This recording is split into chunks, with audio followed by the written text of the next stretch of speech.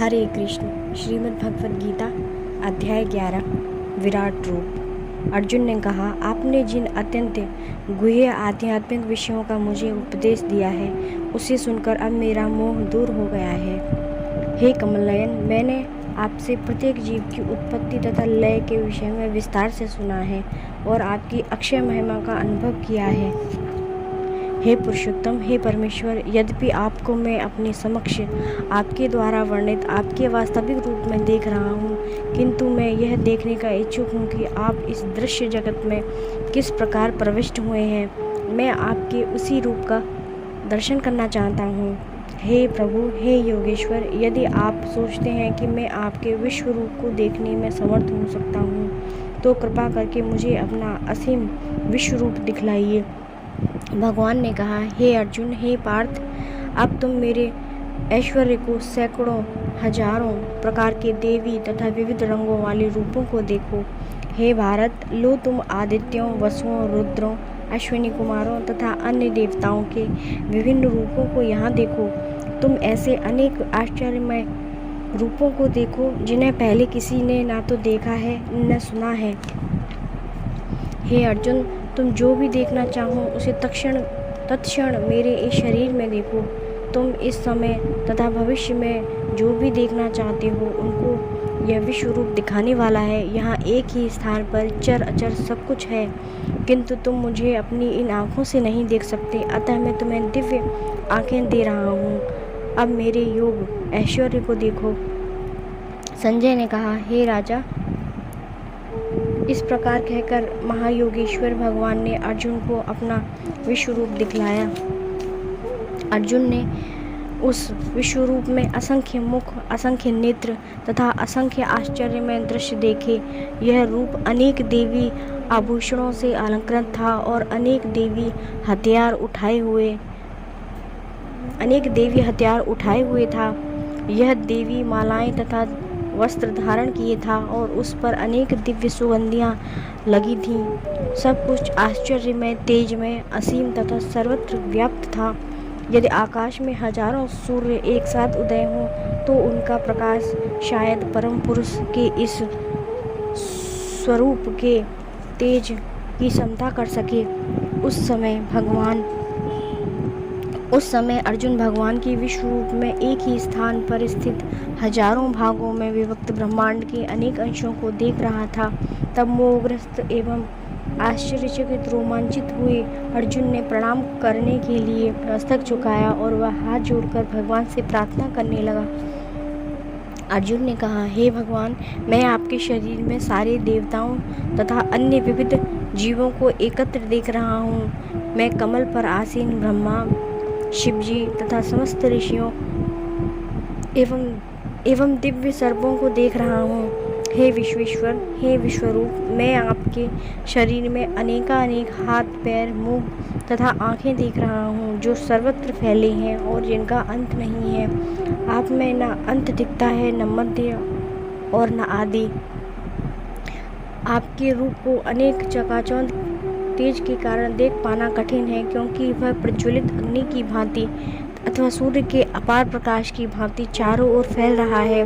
तो भी मैं इस तेजोमय रूप को सर्वत्र देख रहा हूँ जो अनेक मुकुटों तथा गदाओं तथा चक्रों से विभूषित है। आप परम आद्येय वस्तु हैं। आप इस ब्रह्मांड के परम आधार आश्रय हैं। आप अव्यय तथा पुराण पुरुष हैं। आप सनातन धर्म के पालक भगवान हैं। यही मेरा मत है। आप आदि, मध्य तथा अंत से रहित, आपका यश अनंत है। आपकी असंख्य भुजाएं तथा सूर्य तथा चंद्रमा आपकी आँखें हैं। मैं आपके मुख से प्रज्वलित अग्नि निकलते और उसके तेज से इस संपूर्ण ब्रह्मांड को जलते हुए देख रहा हूँ। यद्यपि आप एक हैं, किंतु आप आकाश तथा सारे लोकों एवं उनके बीच के समस्त अवकाश में व्याप्त हैं। हे महापुरुष, आपके इस अद्भुत तथा भयानक रूप को देखकर सारे लोग भयभीत हैं। देवों का सारा समूह आपकी शरण ले रहा है और आप में प्रवेश कर रहा है।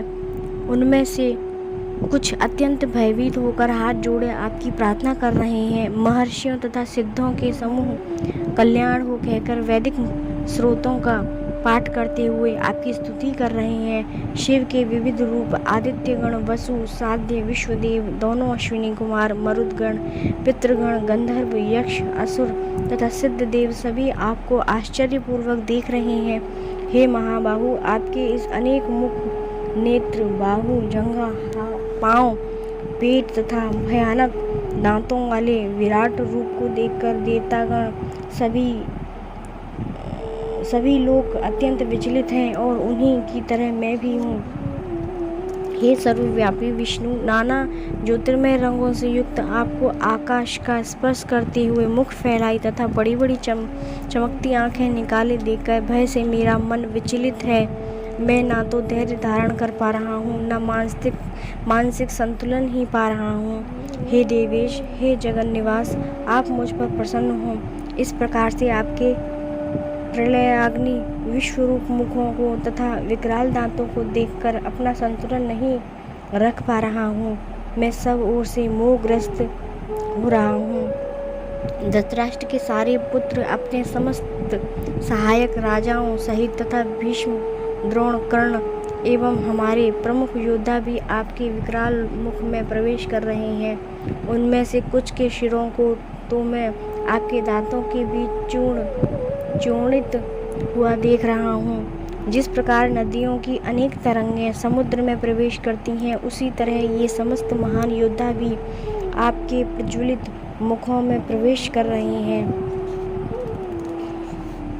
मैं समस्त लोगों को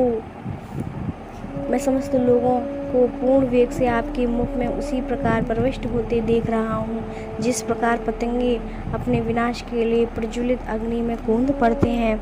हे विष्णु, मैं देखता हूँ कि आप अपने प्रज्वलित मुखों से सभी दिशाओं के लोगों को निगले जा रहे हैं। आप सारे ब्रह्मांड को अपने तेज से आपूरित करके अपनी विकराल झुलसाती किरणों सहित प्रकट हो रहे हैं।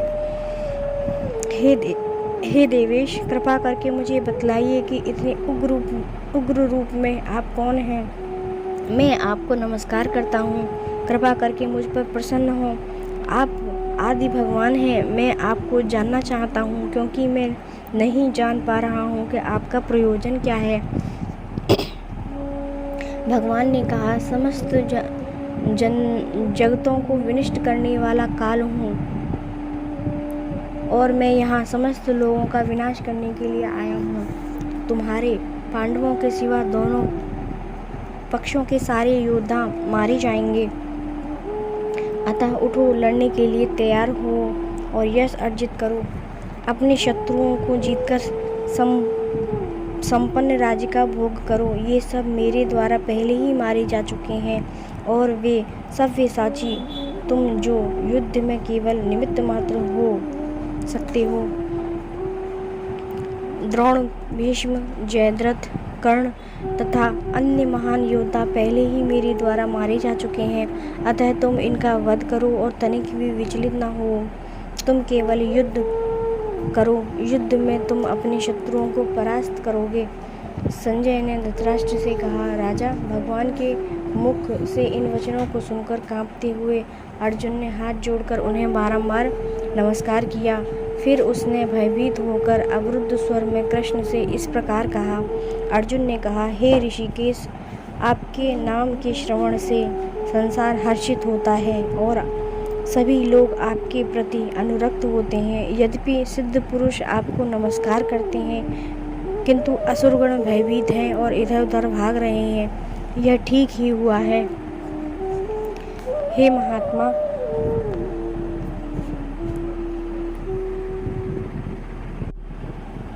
आप ब्रह्म से भी बढ़कर हैं। आप आदि सृष्टा हैं, तो फिर वे आपको सादर नमस्कार क्यों न करें। हे अनंत, हे देवेश, हे जगन निवास, आप परम स्रोत, अक्षर, कारणों के कारण तथा इस भौतिक जगत से परे हैं। आप आदि देव, सनातन पुरुष तथा इस दृश्य जगत के परम आश्रय हैं। आप सब कुछ जानने वाले हैं और आप ही वह सब कुछ हैं जो जानने योग्य हैं। आप भौतिक गुणों से परे परम आश्रय हैं। हे अनंत रूप, यह संपूर्ण दृश्य जगत आपसे व्याप्त है। आप वायु हैं तथा परम नियंता भी हैं। आप अग्नि हैं, जल हैं तथा चंद्रमा हैं। आप आदि जीव ब्रह्म हैं और आप प्रपितामह हैं। अतः आपको 1000 बार नमस्कार है और पुनः पुनः नमस्कार है। आपको आगे पीछे तथा चारों ओर से नमस्कार है। हे असीम शक्ति, आप अनंत पराक्रम के स्वामी हैं। आप सर्वव्यापी हैं, अतः आप सब कुछ हैं।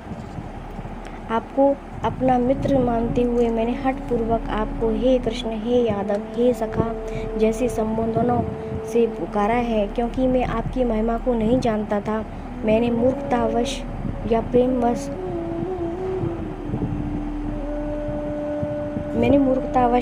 प्रेमवश जो कुछ भी किया है, कृपया उसके लिए मुझे क्षमा कर दें।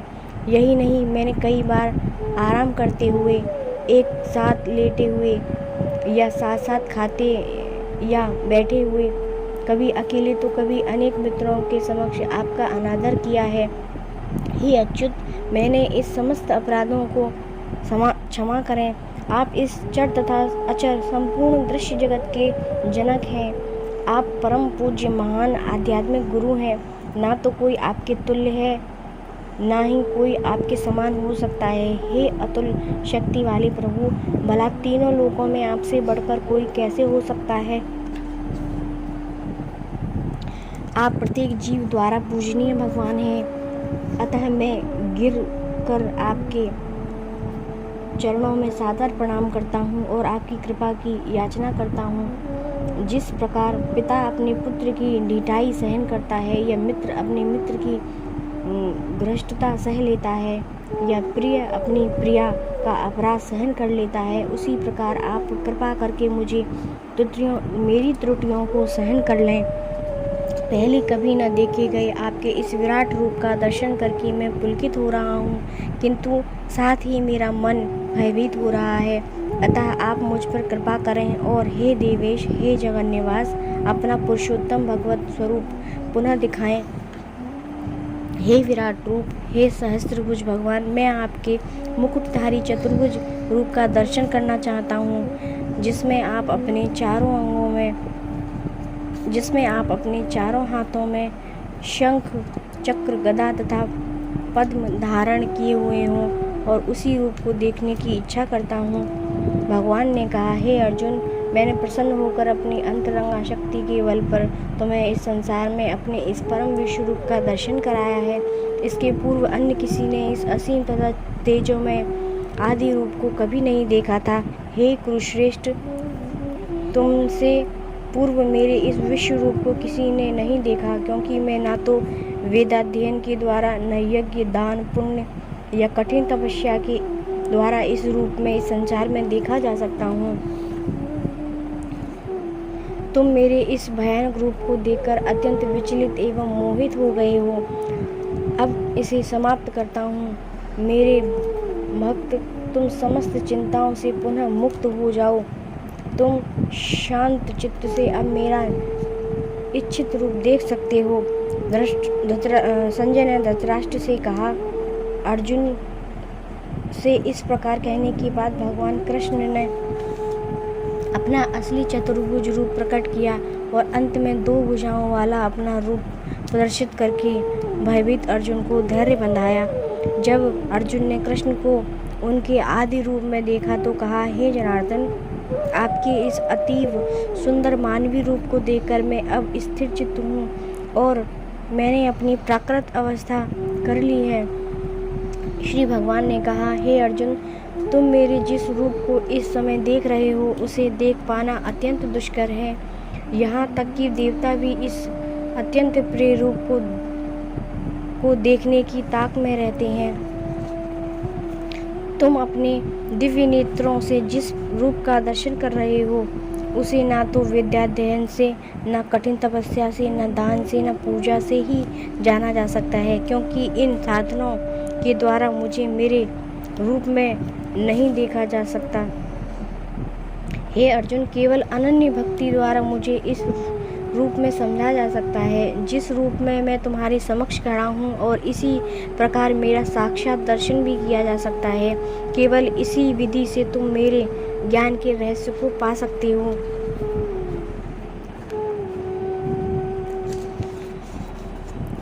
हे अर्जुन, जो व्यक्ति सकाम कर्मों तथा मनोधर्म के कलमश से मुक्त होकर मेरी शुद्ध भक्ति में तत्पर रहता है, जो मेरे लिए ही कर्म करता है, जो मुझे ही जीवन लक्ष्य समझता है, और जो प्रत्येक जीव से मैत्री भाव रखता है, वह निश्चय ही मुझे प्राप्त करता है। हरे